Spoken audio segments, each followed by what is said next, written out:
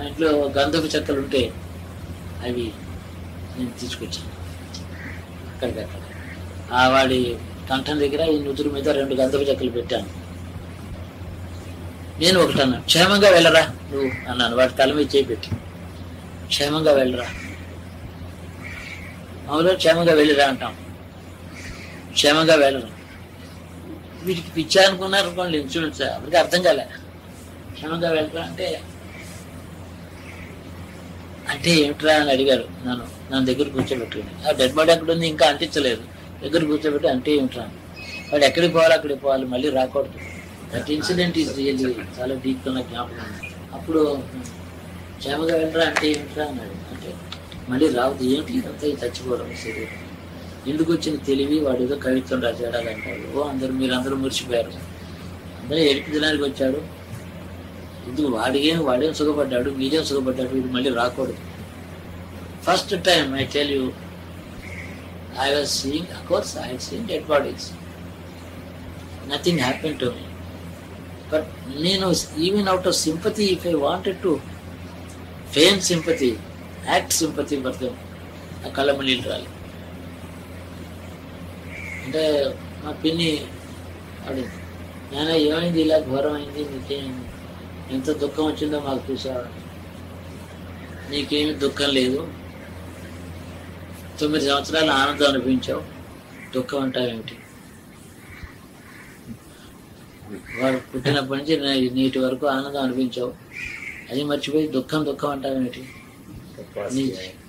నీ జీవితంలో 9 సంవత్సరాలు సుఖాన్ని అనిపించావు, ఆనందాన్ని అనిపించావు అని అలా అనుకోవాలి, కానీ దుఃఖం ఏంటి, అంతేనంటావా బాబు కడుతూ.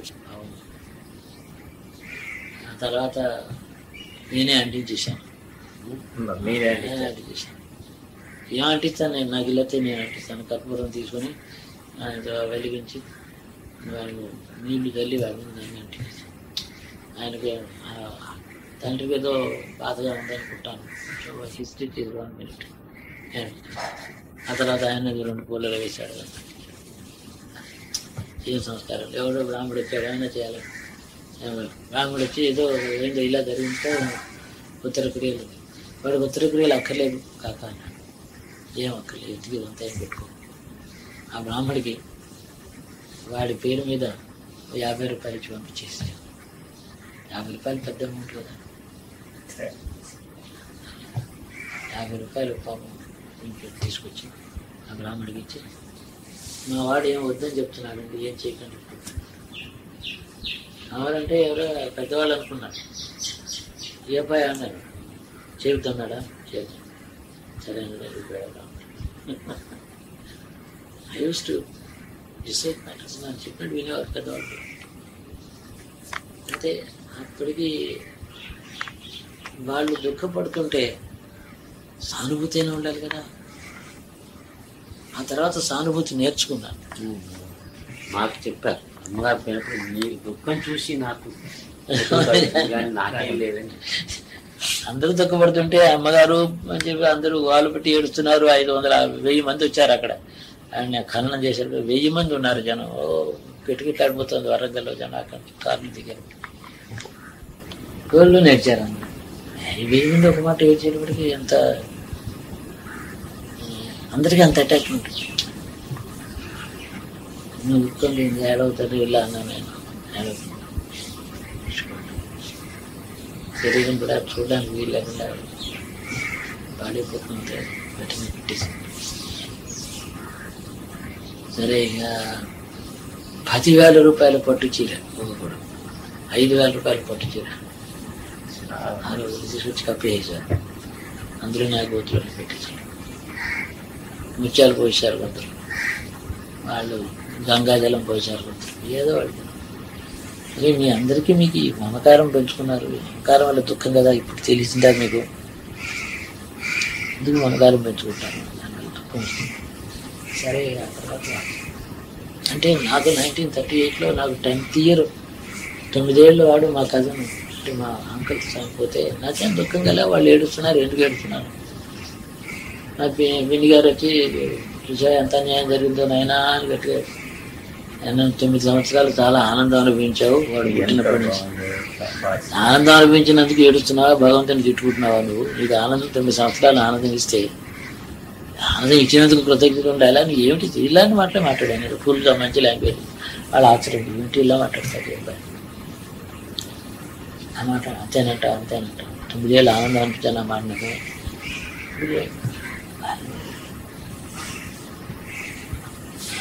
అలాంటి మాటలు ఆవిడకి క్లియర్గా నేను ఎప్పుడూ చెప్తూనే ఉన్నాను పెద్దవాళ్ళందరికీ కూడా. నాకంటే చాలా పెద్దవాళ్ళకి నేను చెప్పిన మాటలే నచ్చాయి. ఎప్పుడు దుఃఖానికి కారణం అర్థమయ్యేది కాదు. అనేది వాళ్ళు దుఃఖం అనుభవిస్తున్నారే, ఆ దుఃఖమే అబద్ధం అని తర్వాత నాకు అలా అనిపించింది. అంతకుముందు అసలు దుఃఖానికి కారణం అర్థం కాదు. వాడు చచ్చిపోతే వీళ్ళు ఏడవడం అంటే ఎందుకు ఏడుస్తున్నారు అది అర్థమయ్యేది కాదు. ఎందుకు ఏడుస్తారు, పోతే పోయినాడు ఏమవుతుంది, ఇలా ఉండేది. దుఃఖమే అబద్ధం తర్వాత నాకు తెలిసింది. చిన్నప్పటి నుంచి నా దృష్టి ఏదో దుఃఖం ఉంటుంది అంటే దుఃఖం ఉంటుంది నాకు తెలుసు. వాళ్ళు దుఃఖం అనుభవిస్తున్నారు అంటే మేము దుఃఖం అనుభవిస్తున్నామని తెలుసుకుని ఇంకా ఏడుస్తున్నారు. మాకు దుఃఖం కలిగిందని ఏడుస్తున్నారు.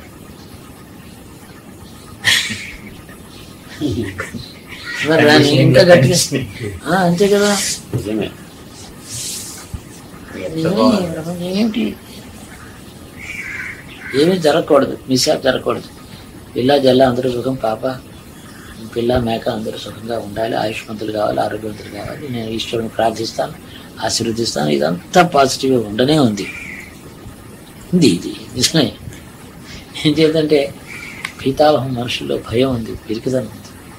ఆ పిరికితనం మీద దెబ్బ తగిలిందంటే వాళ్ళు ఏమవుతుందంటే నిజమే దుఃఖానికి హేతు లేకపోవచ్చు, దుఃఖమే అబద్ధం కావచ్చు కానీ దీనివల్ల ఒక నష్టం మాత్రం నేను చూస్తున్నాను. ఆ తర్వాత వాళ్ళు తమకు పనికొచ్చే సద్బుద్ధితో మంచి సంకల్పంతో ఓ ఉత్తమమైనటువంటి కార్యక్రమంలో ప్రవేశించలేకపోతున్నారు. దౌర్బల్యం వస్తుంది. ఆ దౌర్బల్యం కారణంగా వాళ్ళకి వాళ్ళు పనికి రాకుండా పోతున్నారు, తీవ్రమైన దుఃఖానికి గురైన వాళ్ళు. అందుకని దుఃఖం వెలుగు రావద్దు. అందుకని అంటున్నాను. నిజంగా ఉన్నది విషయం. ఇక ఆంధ్ర బ్యాంకులో పనిచేస్తున్నారు హస్బెండ్ వైఫ్. నేను 10 ఏళ్ళ క్రితం చూడండి. ఇదో మా హోమియోపతి షాప్ దగ్గర మా వాళ్ళు వెళ్ళి అక్కడ షాప్ మందులు కొనుంటే అది వెళ్ళారు. నాకు మందులు కావాలి కదా, నాకు ప్రజలకు ఇవ్వడానికి మందులు కొంటే తెలుసు. అక్కడ అమ్మాయి నిలబడి ఏడుస్తూ ఉంది. మందులు ఏవో కొనుక్కొని అక్కడ చేతిలో పట్టుకుని ఏడుస్తుంది. ఏమమ్మా ఏంటి, ఎందుకు మీరు ఏడుస్తున్నారని వీళ్ళు అడిగారు. నా హస్బెండ్కి క్యాన్సర్ అండి, చాలా చెడ్డ స్థితిలో ఉన్నాడు. ఆయనకి ఎవరైనా ఏమైనా మందు మాకు ఇచ్చి రక్షించేవారు ఎవరైనా ఉంటారా అని మా గురువుగారి దగ్గర రామా, ఆయన ఏమైనా చెప్తారేమో, ఆయన హోమియోపతి మందులు ఇస్తారు. పరిగెత్తులు మర్నాడు పొద్దునే వచ్చింది అడ్రస్. అప్పటికే ముదిరిపోయింది. హస్బెండ్ కూడా సరే 1 వారం రోజులు మందులు ఇచ్చాను, లేచాడు, తిరిగాడు.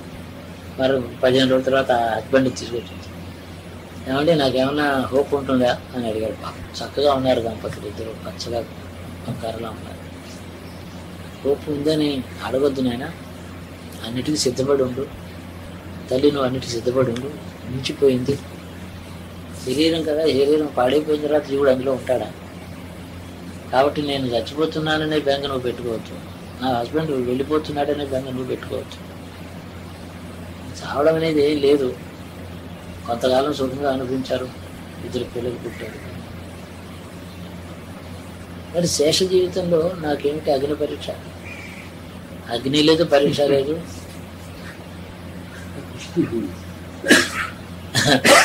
నీ పిల్లల్ని పెంచుకుంటావు, పిల్లలు వృద్ధిలో వస్తారు, చూసుకో ఆయన పిల్లల ముఖంలో చూసుకో. నువ్వు తపస్సు చేసుకో. జీవితంలో అయిపోయింది కదా, అయిపోయిన తర్వాత అప్పటికప్పుడే ఆయన వెళ్ళిపోయినాడని నాకు చూస్తున్నాను నేను. జీవుడు వేరైపోయినాడు శరీరంలో, ఇంకా ఉన్నాడు అంతే లోపల. కానీ బాధలని తగ్గాయి, నాకు మనోధైర్యం వచ్చింది, బలం వచ్చింది. నేను నడిచి వచ్చాను, నేను ఆటో దిగి తీర్థం తీసుకున్నాను. నాకేదో ఒక రిలీఫ్ అనిపిస్తుంది. మీరు అంటే అసలు యాక్చువల్గా నేను మళ్ళీ బతుకుతానేమో, బాగున్నానేమో, తగ్గిపోయిందేమో అని ఫీలింగ్ ఒకటి వచ్చింది. ఇక అదొక్కటే నీకు నేను చేయగలిగిన లాభం అని చెప్తాను. ఫాల్స్ హోప్ ఇవ్వను నేను ఎవరికి. ఫాల్స్ హోప్ ఇవ్వడం అది మోసం చేయడం, జేబులో దొంగతనం చేసినట్టే. ఇంకోటి జేబులో పరిస్థితి పోతే ఎంతో, ఫాల్స్ హోప్ ఇస్తే అంతే, అంత తప్పంటారు. మీరు అనండి, మీరు చిరంజీవి అనండి. చిరంజీవి అంటాను, మీరు అనమన్నావు కాబట్టి నేను అంటే నీకు వచ్చే లాభం ఏమిటి?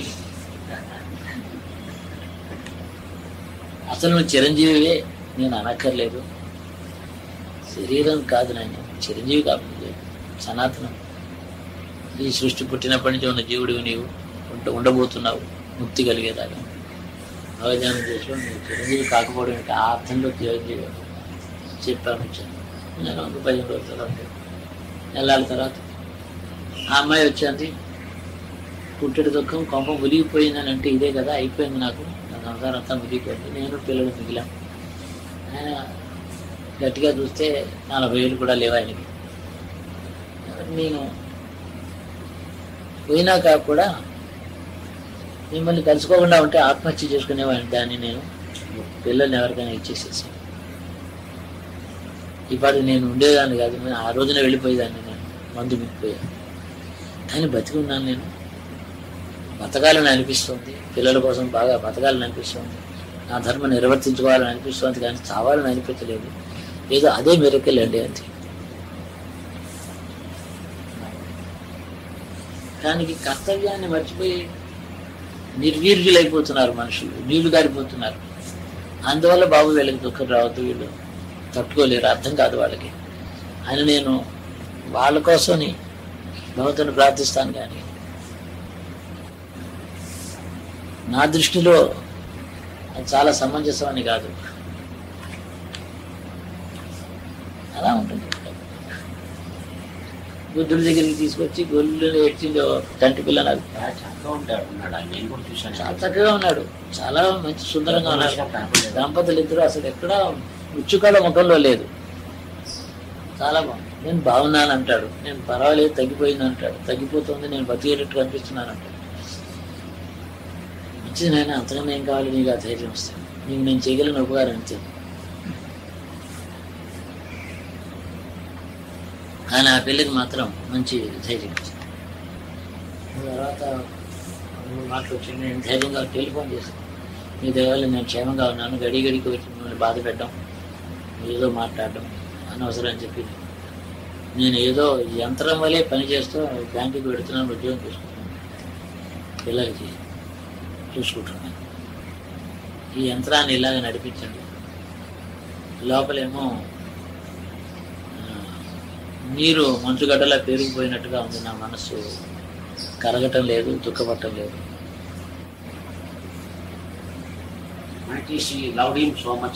చాలా చాలా వాళ్ళు చాలా ప్రేమ ఉన్న దంపతులు వాళ్ళు. అంటే పాపకర్మ అంటారు, కర్మఫలం ఏదైనా కానీ కర్మఫలం అనేటటువంటిది అనుభవించిన తర్వాత కర్మఫలం అని చెప్తున్నా, కానీ ముందుకు తెలియటం లేదు. నిన్న ఆ దత్త వైఫ్ మాట అంది ఏంటంటే, ఆవిడ సరిగా she did not know how to put the question అసలు ఏంటంటే ఏదో చాలా మాట్లాడేది క్వశ్చన్కి. హౌ సార్ ఇది ఏమిటని అడిగింది, కానీ కర్మఫలం అనుభవించిన తర్వాత ఇది కర్మని తెలుస్తోంది. ఇక ముందర తెలిస్తే దానికి ఏమన్నా ప్రాయశ్చిత్తం చేసుకుంటాడేమో. కర్మకి ప్రాయశ్చిత్తాలు ఏముంటాయి? కష్టపడడం తప్ప, తనే బాధపడాలి. పోనీ భగవంతుడే వచ్చి చూడు, ఈ పాపం నాయన నువ్వు చేసావు పూర్వజన్మలో, ఇప్పుడు నిన్ను చంపమంటావా? దాని ఫలంగా నీకు రోగగ్రస్తుడై 20 ఏళ్ళు మంచం మీద ఉంటావా? లేకపోతే నీ భార్య పోవాలా? నీ ఐశ్వర్యం అంతా పోయి నేను దరిద్రం కావాలా? ఇందులో ఏది కోరుకుంటావని అడిగి చెప్పగలరా?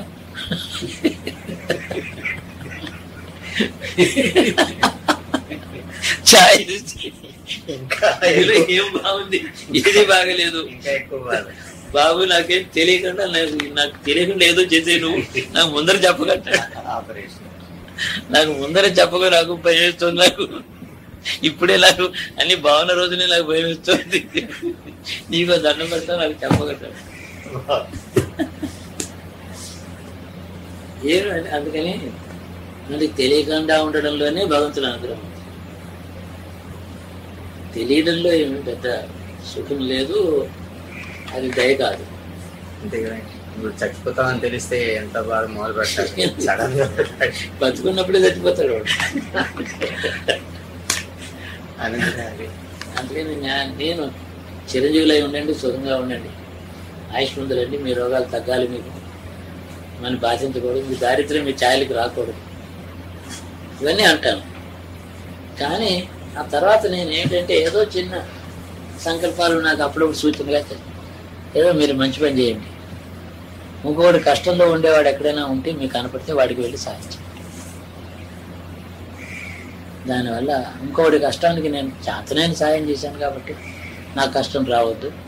నేను చేయగలిగింది నీకేం పూజ చేస్తాను, నీకేం గుడి కట్టిస్తాను, నీకెందుకు గుడి తక్కువే ఉంది, గుడికో లేక నువ్వు చెట్టు కింద లేవు కదా, నువ్వు ఈశ్వరుడు గుడి లేక వెంకట్టుకుని ఏడుస్తున్నాడా, చెట్టు కింద ఏడుస్తున్నాడా, తడిసిపోయి నానిపోతుని ఏడుస్తున్నాడా, ఏం లేదు కదా. కాబట్టి నీకెందుకు గుడి, పేదవాడి గుడిచి వాడికి ఏదో పట్టిస్తాను, ఏదో చేస్తాను, నాకు చేత అయింది ఏదో చేస్తాను, నాకు ఆ చేయించు ఆ పని, నన్ను మాత్రం ఈ కర్మ ఈ పుణ్యంతో నా కర్మక్షయం చేసి నాకు కష్టం అనేది లేక చేయి. ధైర్యస్థైర్యాలు ఉన్నవాడిని కాదు కాబట్టి శాంతియుతంగా జీవితం అంతా గడిపి తపస్సు చేసుకోవాలంటే అశాంతి దుఃఖం ఉండకూడదు. ఇప్పుడు వశిష్ఠ మహర్షికి శక్తి అనే కొడుకున్నాడు. దాన్ని విశ్వామిత్రుని బ్లేమ్ చేస్తారు కానీ విశ్వామిత్రుడు ఏం చేయలేదు. అసలు ఒక దుష్టచిత్త రాక్షసుడి చేతిలో చచ్చిపోయినా శక్తి అనే కొడుకు, వశిష్ఠ మహర్షి కొడుకు, ఆయన శక్తి లేదా, ఆయన పేరే శక్తి, కొడుకు పేరే శక్తి, బ్రహ్మజ్ఞాని తపస్వి మహాతపస్సులు చేశాడు ఆ కొడుకు కూడాను.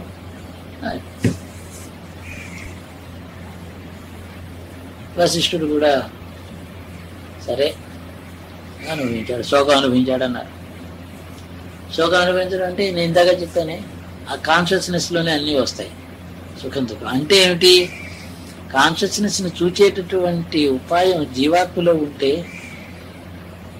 తెర మీద బొమ్మలాగా నాటకంలాగా తన కాన్షియస్నెస్లో వచ్చే దుఃఖాన్ని చూస్తే జీవాత్మ సుఖపడేది.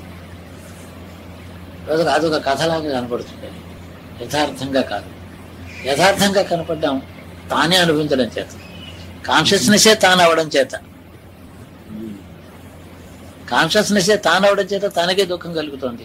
కాన్షియస్నెస్లో దుఃఖాన్ని జీవాత్మ చూస్తే ఈ దుఃఖం లేదు. జీవాత్మ చూడడం ఎలాగంటే సహజ స్థితి అది, అది చూస్తుంది. దానికి చేయాల్సిన ప్రయత్నమే తపస్సు కొద్దిగా. ఇది నా అందుకని నేను వశిష్ఠాదులు కూడా ఇలాగే నడిచారే, ఈ సంప్రదాయంలో ఇలా ఉండిపోయింది. బుద్ధుడేమో లేదు అన్నాడే, జీవుడు లేదు, జీవుడు ఉన్నాడు అనుకుని ఆ జీవాత్మ దాన్ని చూడడమే సమంజసమేమో, లేకపోతే దుఃఖమే లేదు. ఉంటే చూస్తే దుఃఖం లేదు. చూచి చెప్పారు Vashishtha one kind of consciousness ఉంది అని. అదే నేను చెప్పాను, అంతే.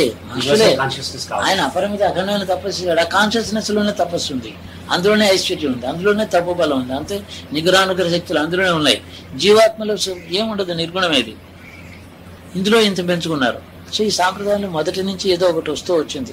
ఇది నిజం అనుకున్నారు వీళ్ళు, అది కాదని ఆయన ఇంకోటి అన్నాడు. రెండు సంబంధం కాదు. నాకు అక్కడికి వెళ్ళడం చేత ఒక ముడి విడినట్టు అమ్మాయి నేను అనుకుంటున్నది, అనుమానిస్తున్నది, నేను ఊహిస్తున్నది ఒక పర్యవసానం వచ్చింది. అందుకని నాకు దుఃఖం లేదు కదా, వాళ్ళ దుఃఖం అంటేను ఎందుకు లేదు అనే ప్రశ్నకి అంటే నా స్థితి అది అని తెలిసింది నాకు. అది నా స్థితి అది కాబట్టి నేను గ్రహించాను. మీరు వెళ్ళినా కూడా నాకు ఇక్కడ నొప్పి పెట్టడం లేదు. ఇలా ముట్టుకుంటే అందరూ గొడ్లు నేడుస్తున్నారు, బాబాయ్ అంటున్నారు. మీరు ఇలా గుచ్చినా నాకు నొప్పి లేదు, ఎందుకు నొప్పి లేదో నాకు తెలియదు. తర్వాత తెలుసు నన్ను తిమ్మిరెక్కింది. కాబట్టి ఇదంతా తిమ్మిరిగా ఎక్కువడం చేత నాకు తెలియదు.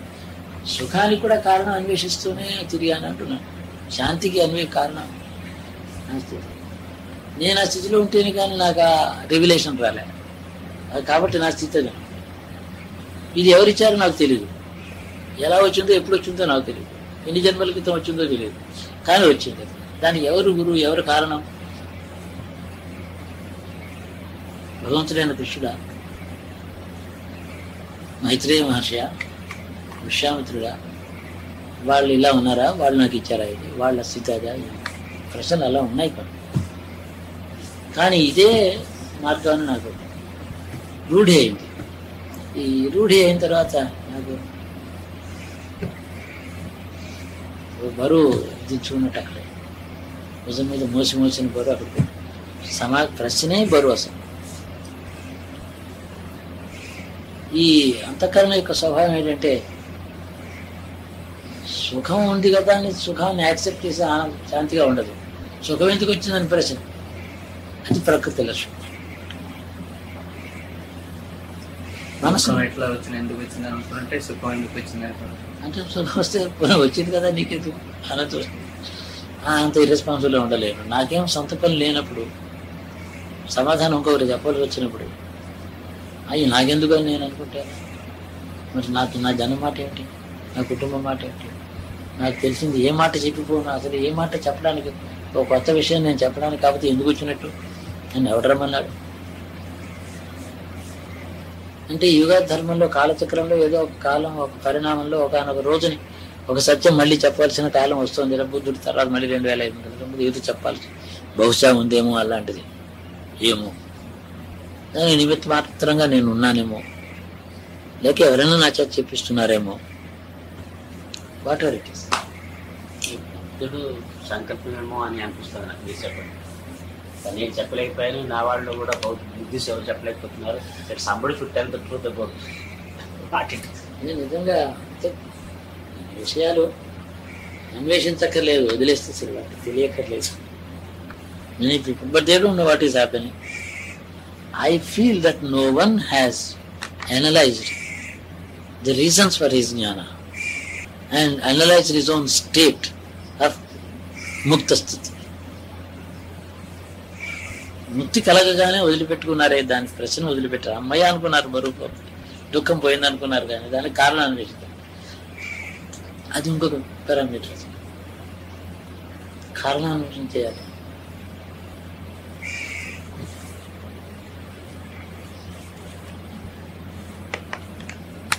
English known there are more probably sadhaks who are English knowing. ఇది ఇలా ఉండాలి. ఇంతవరకు నేను ఇర్రెస్పాన్సిబుల్గా ఆదివారం బడికి వెళ్ళని కుర్రాడు నిద్ర కూడా లేకుండా ఎలా హాయిగా ఉంటాడు, దొరుకుతూ ఉంటాడు, పక్కన లేవుద్ది కాదు, వాడు బడి లేదు కదా అని ఆనందం. ఎంత హాయిగా ఉంటుందో బడి లేని రోజు నాకే తెలుసు. నేను ఇక్కడ వచ్చే తాత అంటే I can understand how he feels. Should come మా ఇంట్లో రత్నమాల ఈరోజు 13వ తారీఖు, 15వ తారీఖు స్కూల్కి వెళ్ళాలి అంటే ఇప్పుడు అప్పుడే